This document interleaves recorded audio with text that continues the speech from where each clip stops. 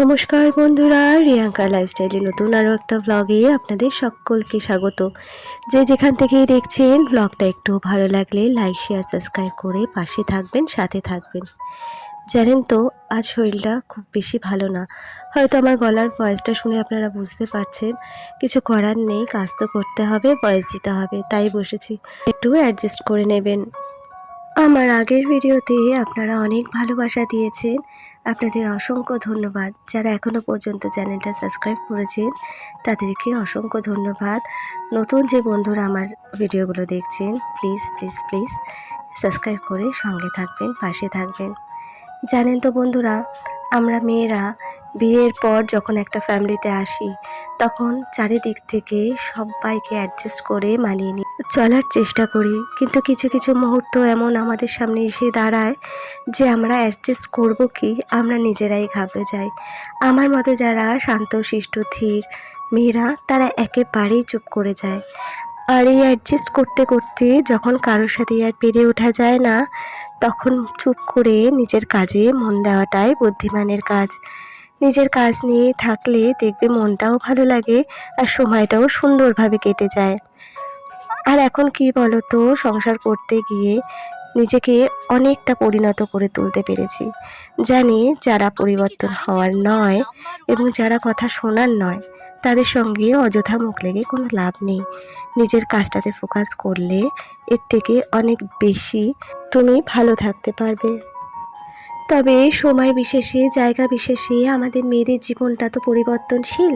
চেষ্টা করবে যতটা পারবে নিজেকে মানিয়ে নিতে না পারলে মেয়ে জীবনটাই কিন্তু বৃথা। দেখবে তুমি যে কোনো ফ্যামিলিতে যাও, ফ্যামিলি যেমনই হোক না কেন, যদি একটু মানিয়ে নিতে পারো, তোমার কাছে জীবনের পথ চলাটা সহজ হবে। আর সবার প্রথমে মানুষ চিনতে শেখো, মানুষ চেনাটা বড় দরকার, নাহলে নিজেকে মানিয়ে নিতে পারবে না। জানো তো, এই কথাগুলো নিজের অভিজ্ঞতা থেকে বলছি। মানিয়ে নিতে পারলে জীবনটা বড় সুন্দর। খুবই অল্প বয়সে আমার বিয়ে হয়েছে। জীবনে চলার পথে ঘাত প্রতিঘাতের মধ্যে দিয়ে আমি জীবনটাকে চিনেছি। অনেক কথা, অনেক কিছু, অনেক ওঠাপড়া, অনেক কিছু জীবনের উপর দিয়ে গেছে। অনেক মানুষের অনেক কথাও শুনেছি, কিন্তু এখন নিজেকে শক্ত করে নিয়েছি। এখন নিজেকে ভালো রাখতে শিখে গেছি। এখন আর কোনো কিছুতেই কষ্ট হয় না, সব পরিস্থিতিতেই নিজেকে মানিয়ে নিই।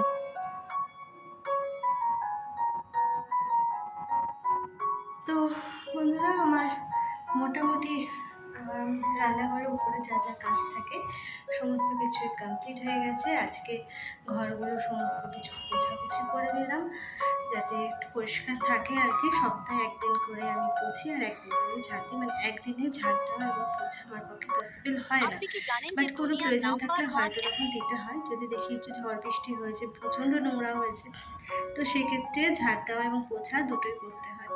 তো চলো যাবো এখন নিচে, অনেক কাজ আছে টুকটাক।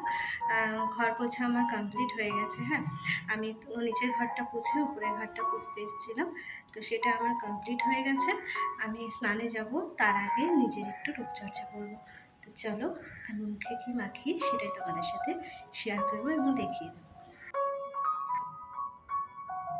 এখানে ফাঁকা একটা বোল নিয়ে নিয়েছি, আর এই যে মিক্সারটা তোমরা দেখছো, এর মধ্যে মুলতানি মাটি আর একটুখানি বেসন মেশানো রয়েছে একসাথে। অল্প আছে বেসন, মুলতানি মাটিটাই বেশি আর কি। তো এই মিক্সারটা আমি 3 চামচ মতো নিয়ে নেব। আমি হাতে, মুখে এবং গলায় ইউজ করব, তো সেই রকম পরিমাণ মতোই আমি নেব। আর এর মধ্যে আমরা ঘরে যে রান্নায় যে হলুদটা ব্যবহার করি, তো আমি হলুদটা 1 চিমটি মতো দিই আর কি। দিয়ে এই মিক্সারটা আমি মাঝে মাঝেই ব্যবহার করি স্নানের আগে। তোমরাও এটা করে দেখতে পারো, কারণ সামনে আসছে পুজো, আর পুজোতে এখন থেকে রূপচর্চা করলে স্কিনটা আমাদের ভালো থাকবে। তো চলো, এটা মাঝে মাঝে আমি দিই, তো এটাই তোমাদের সাথে শেয়ার করলাম। সংসার করতে গেলে অনেকের অনেক কথা শুনতে হবে, অনেক কিছু শিখতে হবে, অনেক কিছু জানতে হবে, অনেক কিছু বুঝতে হবে। তারপরে তুমি নিজেকে অ্যাডজাস্ট করতে পারবে। মানিয়ে নেওয়া, অ্যাডজাস্ট করা, এই কথাগুলো অনেক ভারী, জানো তো। যতটা পারবে এই কথাগুলোকে মাথায় রেখে জীবনের পথ চলাটা শুরু করো, দেখবে জীবনটা অনেক সহজ হয়ে যাবে। যখন দেখবে কারোর সাথে কিছু পারছো না, তখন নিজেকে ভালো রাখতে শিখে যাবে। চলো, যে যেখানেই থাকো ভালো থেকো, সুস্থ থেকো। আমার ভিডিওটা যদি একটু ভালো লেগে থাকে প্লিজ সঙ্গে থেকো।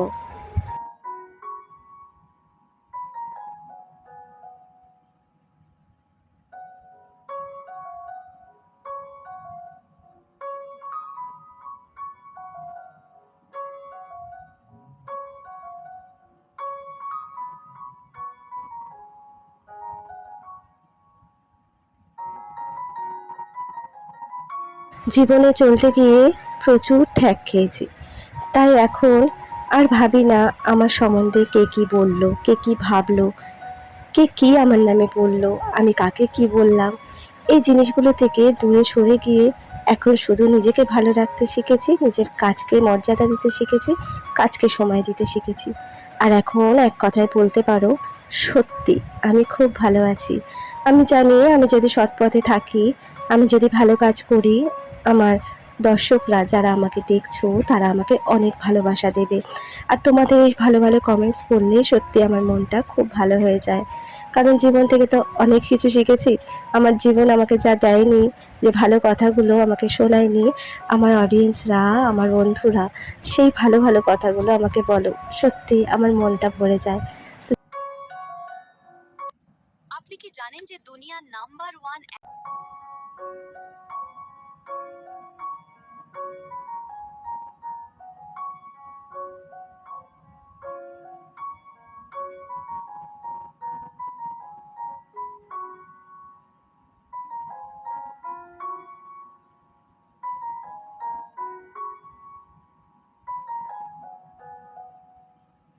এতক্ষণ যে যে কথা আপনাদের বললাম, বললাম না অভিজ্ঞতা থেকে বলছি, এখনো পর্যন্ত অনেক কিছুই কিন্তু আমার সাথে হয়ে চলেছে।